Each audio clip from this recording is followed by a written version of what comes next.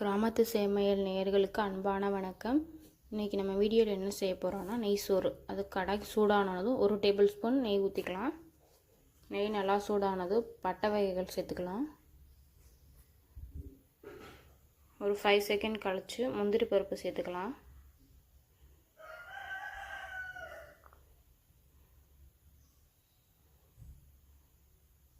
ஒரு 10 முந்திரி பருப்பு சேர்த்துக்கோங்க. பருப்பு நல்லா கோல்டன் ப்ரௌன் ஆகுற வரை வதக்கிக்கிட்டே இருங்க.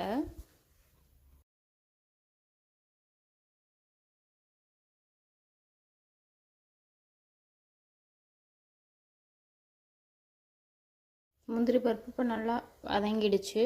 அடுத்து ஒரு பெரிய வெங்காயம் சேர்த்துக்கோங்க. சின்ன வெங்காயமாக இருந்தால் ஒரு 20 வெங்காயத்துக்கு சேர்த்துக்கோங்க. நல்லா பொடிசாக கட் பண்ணி இதுவும் கோல்டன் ப்ரௌன் ஆகுற வரை நல்லா வதக்கிக்கலாம்.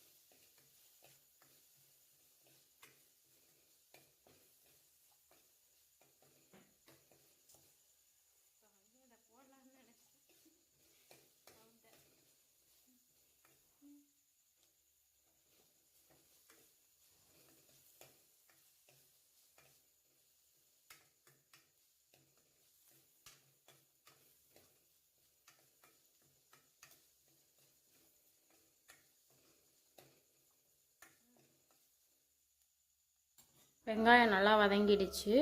இப்போ நம்ம சாதம் சேர்த்துக்கலாம். 2 கப் சாதம் நான் எடுத்துருக்கேன். நீங்களும் 2 கப் சாதம் சேர்த்துக்கலாம்.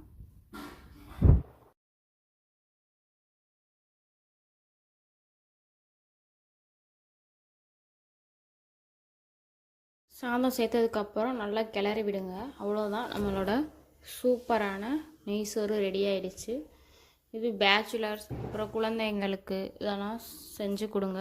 நல்ல ஒரு குயிக்கான ரெசிபி, உடம்புக்கு ஆரோக்கியமான. நெய் உடம்புக்கு ரொம்ப ஆரோக்கியமானது.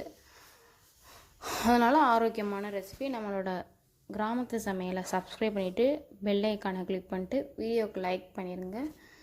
அடுத்த வீடியோவில் சந்திப்போம். நன்றி.